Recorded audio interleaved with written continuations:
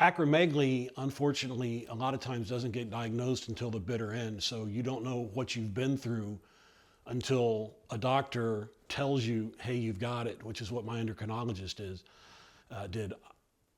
I look back and I'm not sure how long I had this. I retired out of the Navy in 2000. It's possible that I had this all the way back into 2000, looking back at some of the symptoms I've had over the time. In 2005, I was diagnosed with dilated cardiomyopathy, and I almost died as a result of it.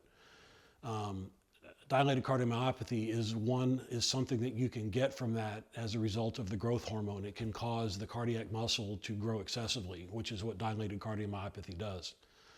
Um, about 2 years ago, in 2014, I started getting very severe headaches in my left area over here in my sinuses.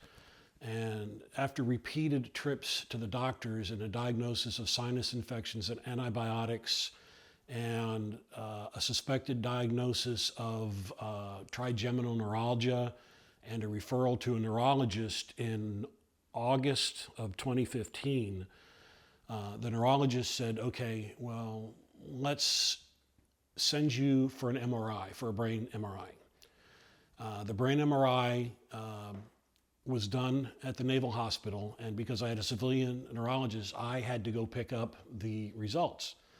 Well, when I picked up the results, I got to read it, and the results said mass on the pituitary gland.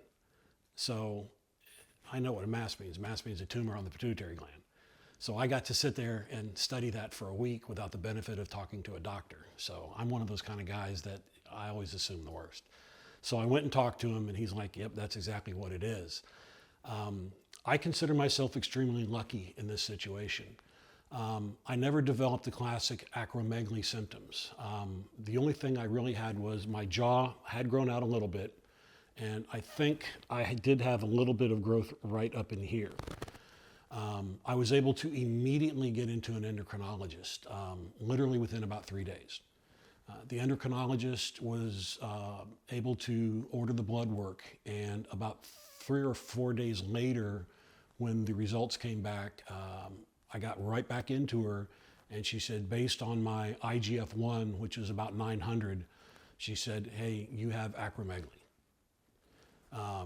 About 2 weeks later, I had a referral to Portsmouth Naval Hospital to the neurosurgeon, and he was like, yeah, this is surgery, and my endocrinologist was surgery, which the general rule of thumb in the medical community for acromegaly is the first line of defense, or the first line of attack for acromegaly is surgery on the pituitary gland to remove the tumor.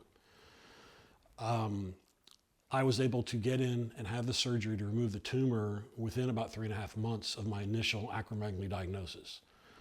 Again, I consider myself extremely fortunate at that time to have had that done.